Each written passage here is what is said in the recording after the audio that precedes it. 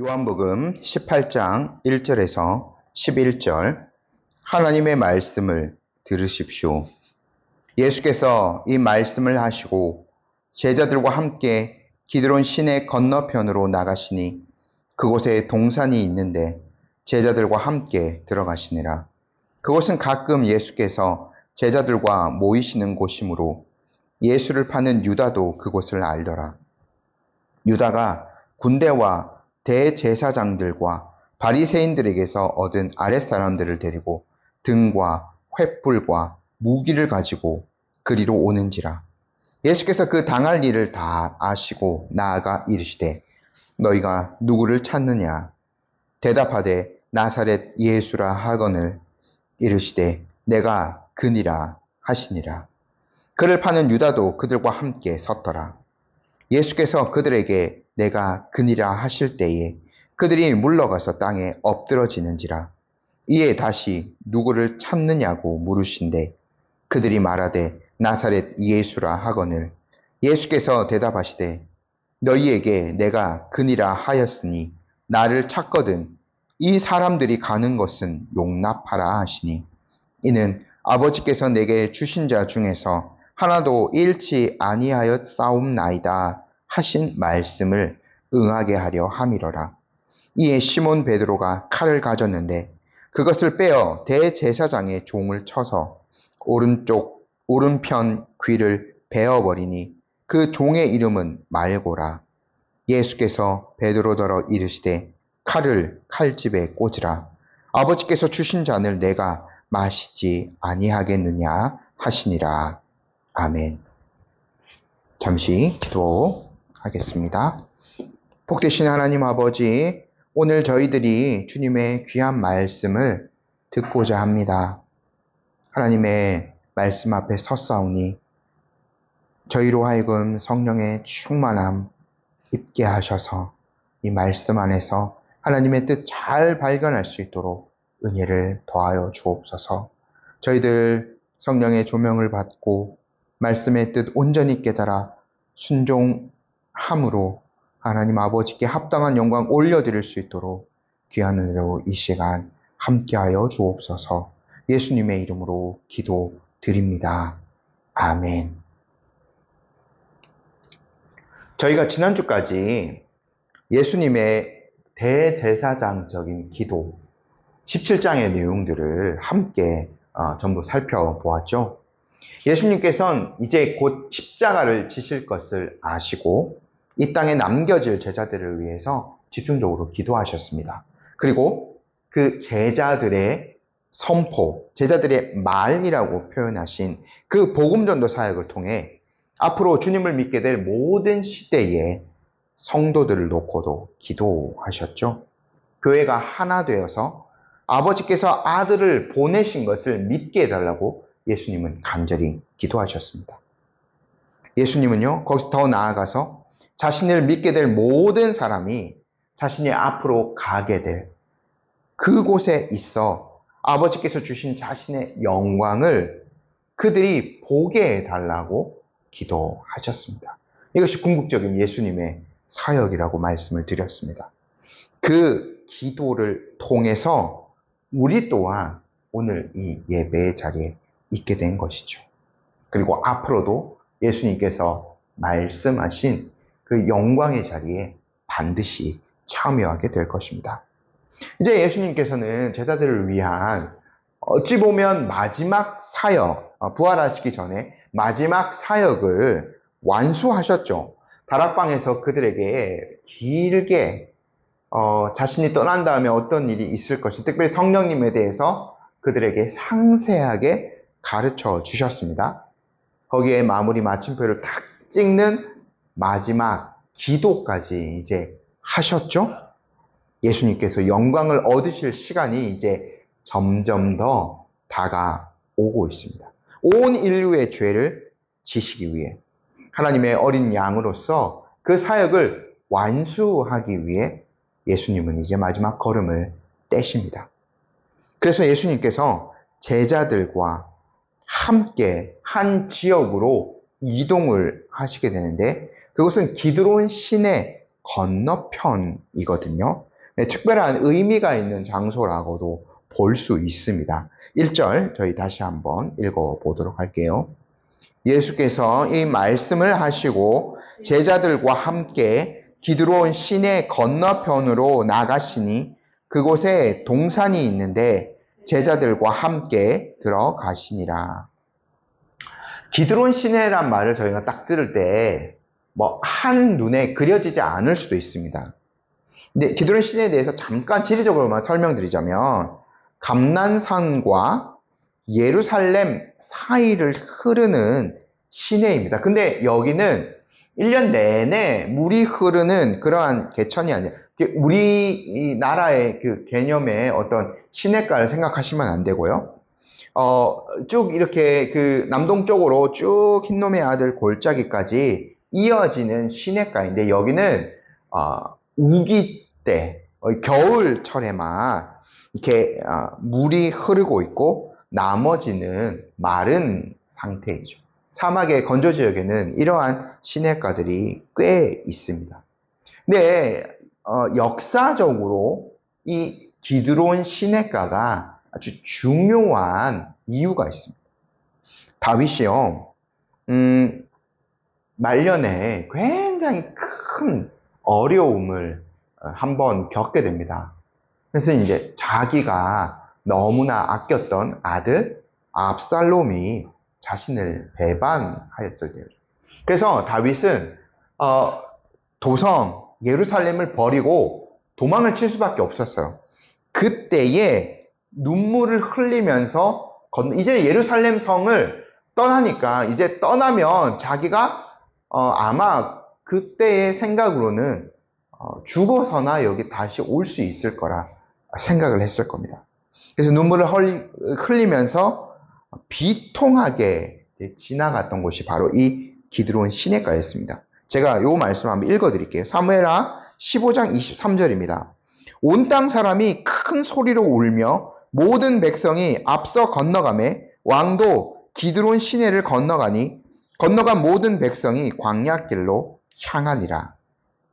바로 여기가 그 슬픔의 장소가 기드론 시내였죠. 근데 그러한 역사만 있는 것이 아니라 그 뒤에 이어지는 그 이스라엘의 여러 왕들 중에 매우 선했던 왕들, 아사, 그리고 히스기야, 요시야 같은 신실한 왕들은 우상을 불태워서 그 가루를 뿌렸던 곳이 바로 이 기드론 시내가입니다. 예루살렘과 가까이 있기 때문에요. 그래서 굉장히 이 구약 역사, 이스라엘 역사와도 긴밀하게 연결된 장소가 바로 여기인 거죠. 예수님께서 여기를 십자가 지시기 전에 건너가신 것은 제가 두 가지 역사만 말씀드렸는데 이 모든 의미들을 담고 있다고 볼 수 있습니다. 다윗은 가장 가까운 사람에게 배반을 당하고 이 시내를 건너갔죠. 예수님도 마찬가지입니다. 가장 가까웠던 그의 가장 사랑하는 12명 제자 중에 한 명한테 배신을 당하고 이미 배신한 상태죠. 오늘 유다가 군인들을 데려오지 않았습니다. 그렇게 배신을 당한 상태에서 이 기드론 시내가를 건너가십니다. 죽음을 향해 가시는 거죠. 근데 예수님은 또한 구약의 선한 왕들이 이곳에서 우상을 파괴했던 것처럼 십자가로 모든 대적자들과 우상을 파괴하시고 참된 승리를 주시기 위해 이곳으로 향하신 겁니다. 근데 이 가룟 유다는요, 이미 예수님이 어디에 계실지를 잘 알고 있었죠. 내부자만큼 그것을 잘 아는 사람이 어디 있겠습니까? 그래서 군대를 비롯한 여러 사람들을 데리고 예수님이 계신 곳으로 쉽게 쳐들어갈 수 있었어요. 저희 2절, 3절 말씀 함께 읽어볼게요. 그곳은 가끔 예수께서 제자들과 모이시는 곳이므로 예수를 파는 유다도 그곳을 알더라. 유다가 군대와 대제사장들과 바리새인들에게서 얻은 아랫사람들을 데리고 등과 횃불과 무기를 가지고 그리로 오는지라. 여기 그 동산의 겟세마네, 우리가 잘 아는 겟세마네라 하는 동산입니다. 여기는 감람산이 올리브잖아요. 그러니까 올리브가 많이 나는 곳이었기 때문에 올리브 짜는 그 기름 틀이 있는 동산입니다.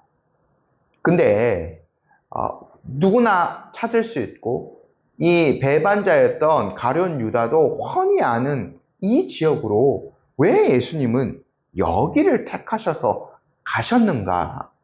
저희가 의문이 들 수도 있죠. 새로운 장소로 가실 수도 있고, 아까 제가 사무엘하 15장 읽어드렸는데, 여기를 건너가면 광야길이거든요. 그쪽으로 쭉 그냥 가셔도 됩니다. 먼저 가시면 이 군인들이 한밤중이기 때문에 잘 찾기가 어려울 수도 있어요. 하지만 예수님은 일부러 모든 제자가 알고 있는, 심지어 가룟 유다도 알고 있는 그곳으로 향하셨어요. 의도적으로 마치 약속 장소에 나가시듯이 예수님은 이 겟세마네 동산으로 가셨습니다. 우리가 이것을 통해서 확인해 볼 수 있는 것이 있어요.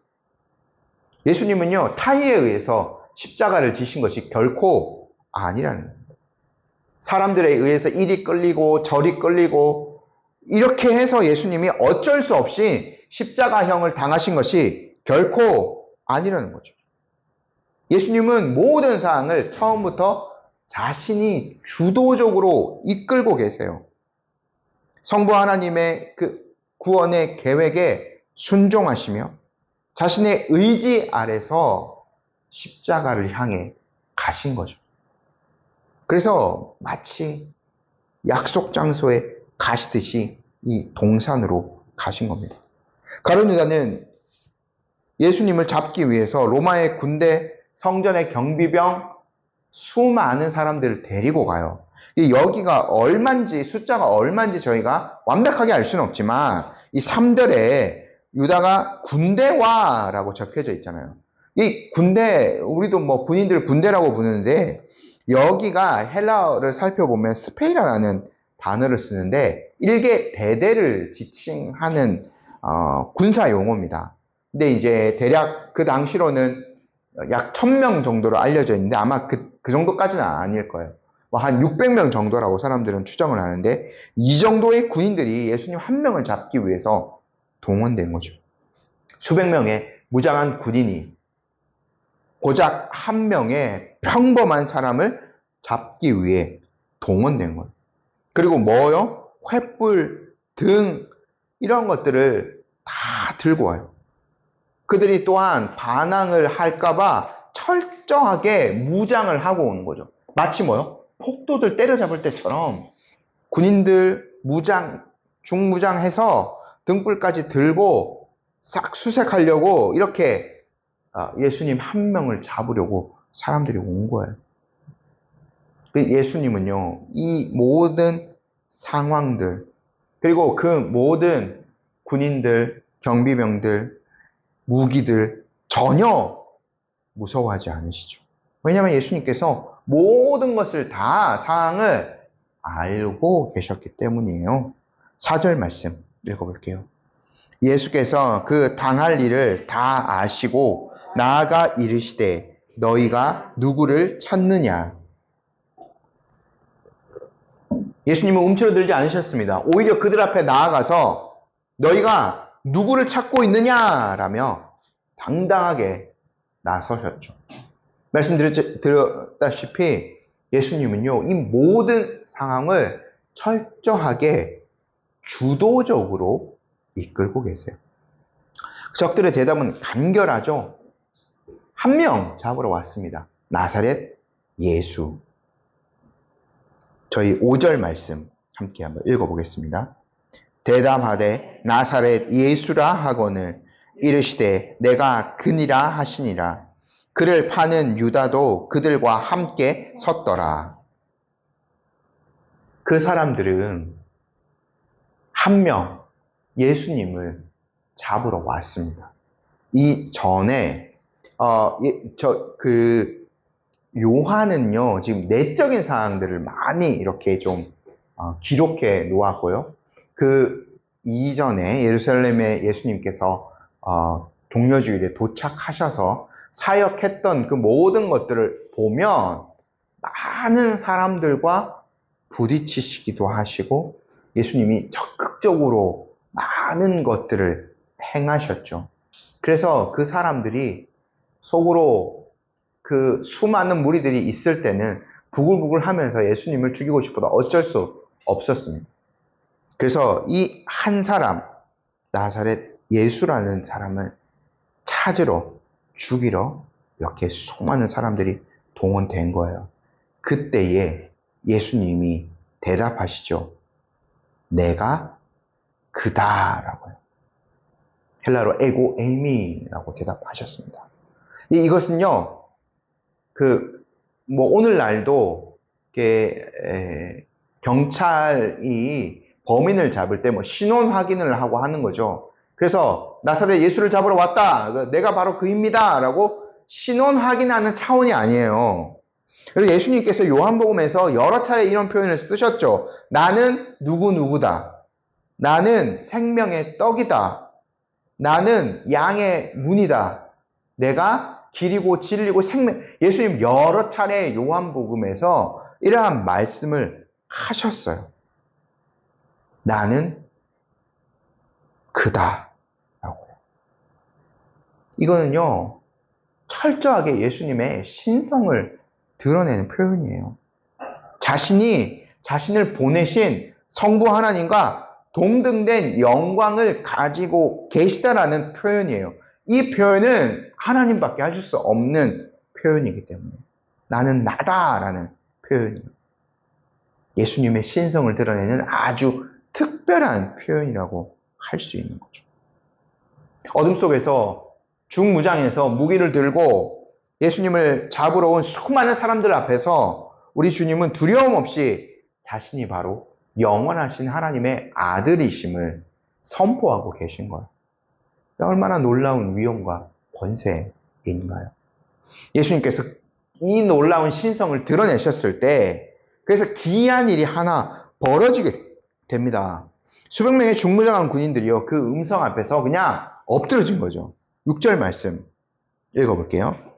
예수께서 그들에게 내가 그니라 하실 때에 그들이 물러가서 땅에 엎드러지는지라. 요한이 이거 결코 지어낸 것이 아닙니다. 요한은 가장 가까운 곳에서 이 상황을 두 눈으로 다 지켜본 사람이에요. 명백하게 내가 그니라 말씀하신 그 성부 하나님과 동일한 영광을 지니신 하나님 예수님께서 일으키신 기적, 이적이라고 볼 수 있는 거죠. 복음서들의 모든 이적들, 예수님이 사역하시면서 행하셨던 모든 이적은 하나님의 영광을 드러내는 목적을 가지고 있어요. 여기도 동일합니다.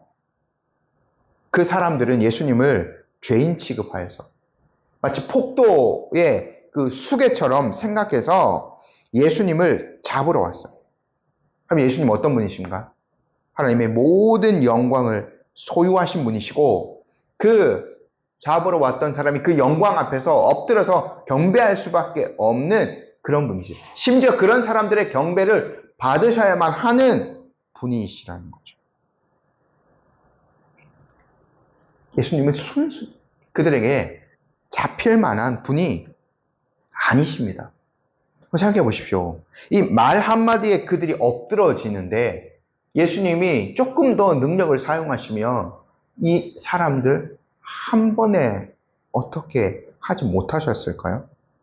충분히 자신의 능력으로 그들을 완벽하게 제압하고 자신의 능력을 보여주실 수도 있었을 겁니다. 하지만 잠시, 정말 아주 잠시만 이 능력을, 영광을 보이셨을 뿐 자신의 안위를 위해서 다른 것들은 더 하지 않으셨죠. 우리는 명백하게 알 수 있어요. 예수님 힘이 없어서 무능력해서 십자가 지신 것이 결코 아니라는 거죠. 예수님은 무한한 능력이 있으신 분이십니다. 하지만 자신의 백성을 사랑하셨기에 그것까지 내려놓고 스스로 십자가에 자신을 내어 주셨습니다. 이 사람들은 그래도 집요합니다. 예수님을 잡으려는 그 계획을 멈추지 않고 있죠. 그래서 다시 물어요. 7절 저희 함께 읽어볼게요. 이에 다시 누구를 찾느냐고 물으신데 그들이 말하되 나사렛 예수라 하거늘. 기계적으로 또 대답합니다. 나사렛 예수 우리가 잡으러 왔다라고요. 이제 예수님이 스스로 자신을 그들에게 넘겨줄 때가 되었어요. 하지만 예수님께서 그러면서도 단 하나의 요구를 말씀하십니다. 8절 제자들을 위한 건데요. 한번 읽어볼게요. 8절 예수께서 대답하시되 너희에게 내가 그니라 하였으니 나를 찾거든 이 사람들이 가는 것은 용납하라 하시니. 제가 세 번역으로 한번 또 읽어드릴게요. 예수님께서 말씀하셨다. 내가 그 사람이라고 너희에게 이미 말하였다. 너희가 나를 찾거든 이 사람들은 물러가게 하여라. 자신은 넘겨주시고 이 사람들 누구예요? 제자들, 11명의 제자들은 안전하게 물러갈 수 있게 해달라고 예수님이 그들에게 당당하게 말씀하십니다. 이 사람들이 지금 두 차례나 나사렛 예수 한 사람, 나사렛 도당이라고 말하면 이렇게 제자들까지 포함된 거지만 나사렛 예수 딱 한 사람을 얘기했죠? 한 사람만 요구한다면 나머지 11명의 제자들은 굳이 함께 잡혀갈 필요는 없는 거예요. 그래서 예수님께서 그 요구를 당당하게 그 사람들에게 한 겁니다. 제자들은 놓아달라. 또 예수님께서 우리 생각해보면 요 말씀을 하신 이유가 분명히 있는 거예요. 예수님이 십자가를 지시는 것, 그것은 예수님 한 분의 사역으로 족하죠. 그러니까 제자들까지 11명이 쭉 달려가지고 십자가에서 한꺼번에 죽을 필요는 없는 거예요. 인류의 구속사역을 위해서는 예수님 한 분이 십자가에 달리시는 것으로 족합니다. 그래서 제자들은 지금 이 상황은 어떻게든 모면해야 해요. 이 죽음의 위협은 벗어나서 일단은 살아야 됩니다. 왜? 주님의 사역을 계속 준비해야 되기 때문에. 그래서 제자들을 끝까지 예수님은 보호하기를 원하셨어요. 그것이 예수님의 의도였던 거죠. 9절 저희 함께 한번 읽어볼게요.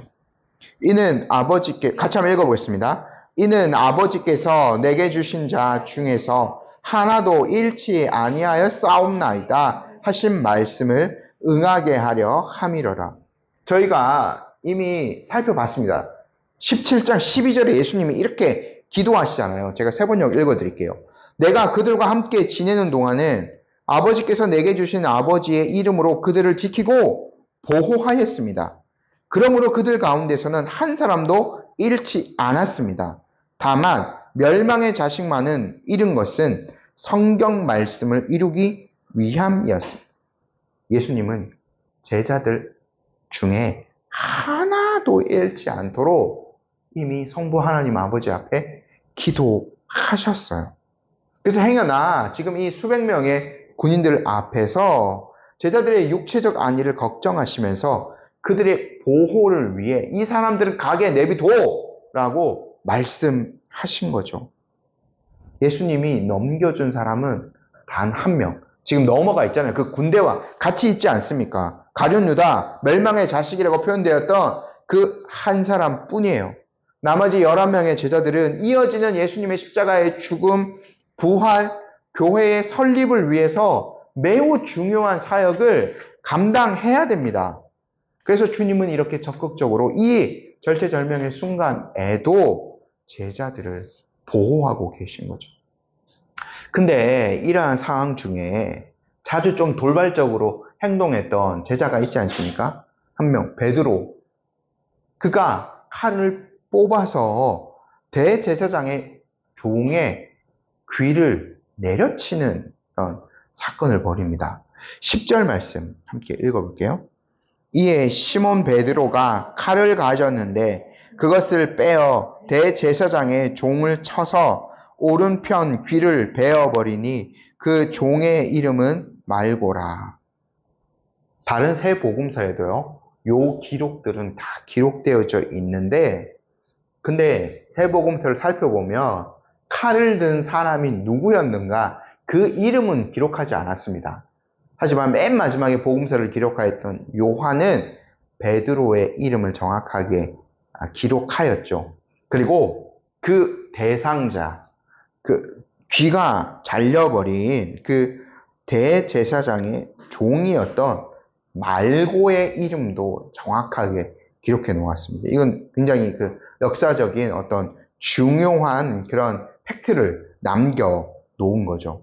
근데 이제 예수님의 바로 이제 베드로에게 하시는 말씀 또 다른 복음서들 쭉 살펴보면 베드로는 이것을 좀 잘못한 거예요.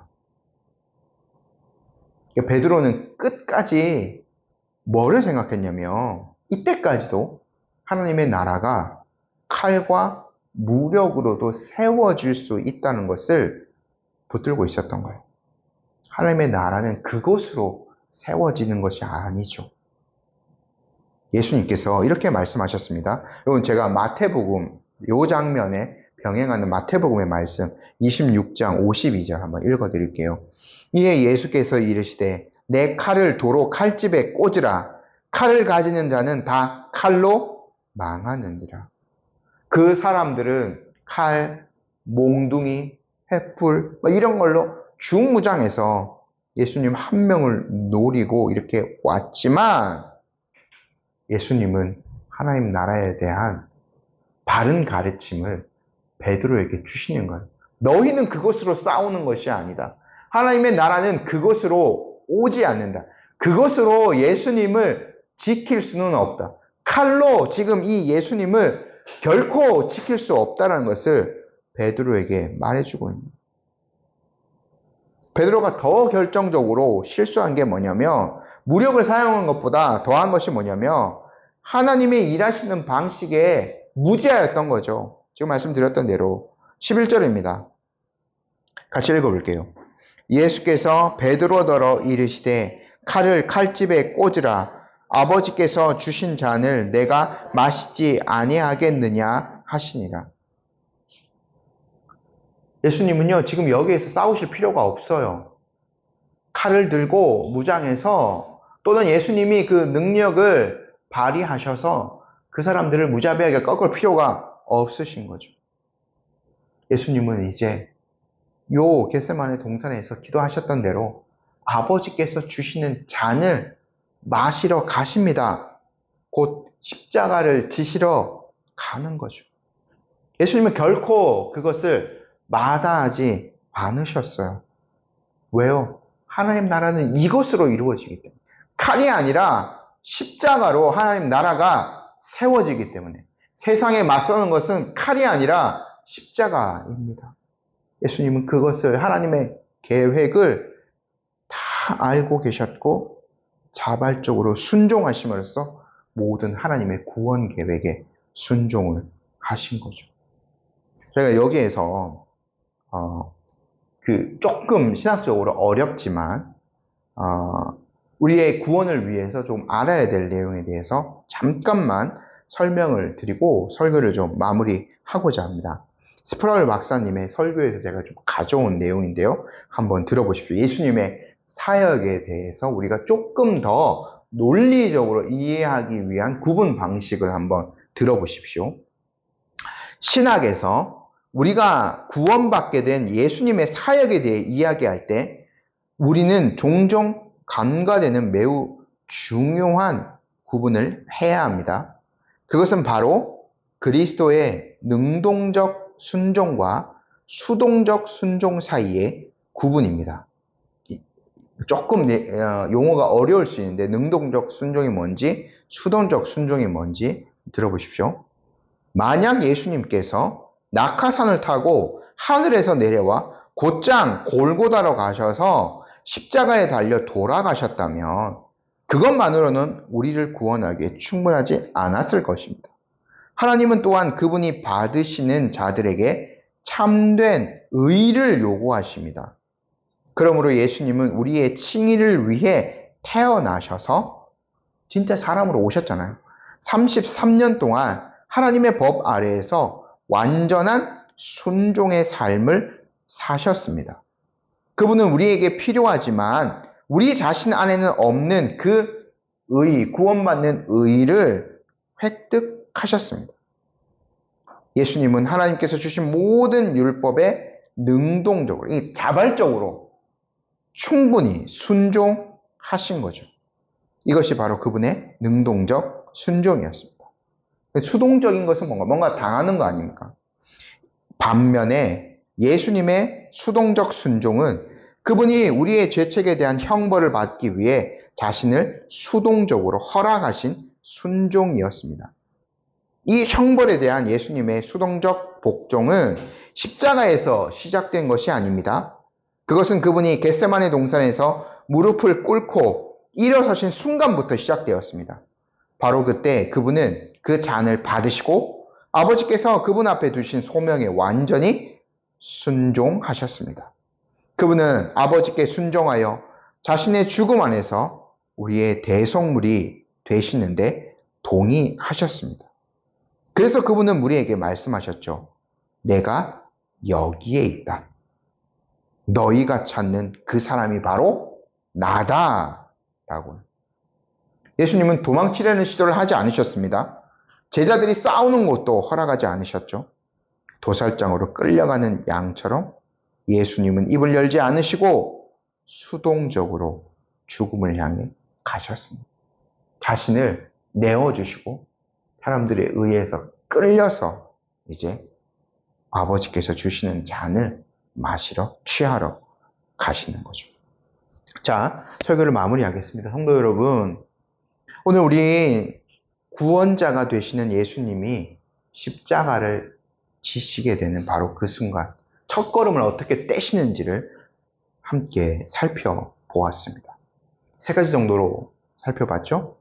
첫 번째, 예수님의 고난, 십자가를 지시는, 좀 어려운 말로 수동적인 어떤 순종을 하시는 것은 예수님의 주권적인 통제 아래 있었다는 것.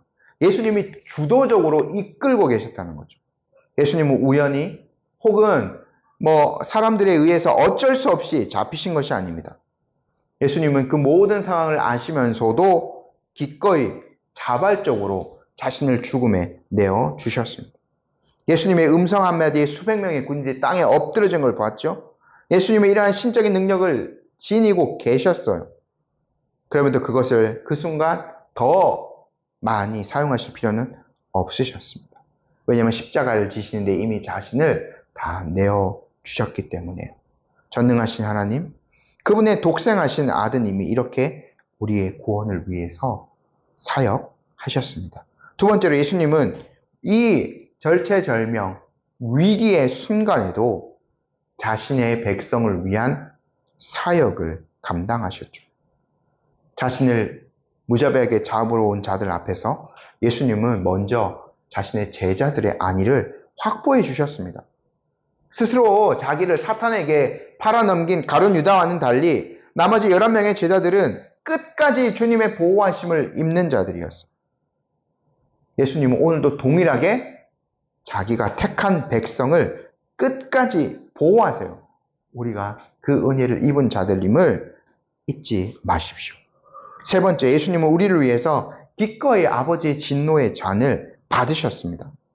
하나님께 반역한 죄인들이 속죄받을 수 있는 유일한 방법은 하나님의 독생자가 십자가에서 죄인들을 대신하여 죽는 것이었습니다. 하나님의 그 방법은 태초부터 정해져 있었고 누구도 다른 방법을 찾거나 다른 방법을 만들어서 구원을 받을 수는 없습니다. 예수님은 자신의 백성들을 사랑하셔서 기꺼이 그 진노의 잔을 받으셨습니다. 우리는 우리 방식대로 구원을 생각하지 말아야 됩니다. 하나님의 나라는 베드로가 생각하는 것처럼 착각했던 거죠. 무력이나 힘으로 오지 않습니다. 오직 예수 그리스도의 온전한 그 능동적 순종, 수동적 순종, 그 예수님의 온전한 순종과 죄인들을 향한 사랑을 통해서만 이 땅에 임할 수 있습니다. 이 방식을 기억하십시오. 무한한 사랑으로 우리를 사랑하시고 또 무한한 능력으로 우리를 보호하시는 그분의 은혜를 기억하고 그분께로 돌아오십시오. 가장 안전한 구원의 자리에 기꺼이 나와 하나님의 사랑과 은혜를 누리며 하나님의 자녀됨을 충만하게 누리며 살아가실 수 있는 저와 여러분 되기를 간절히 소망합니다. 아멘.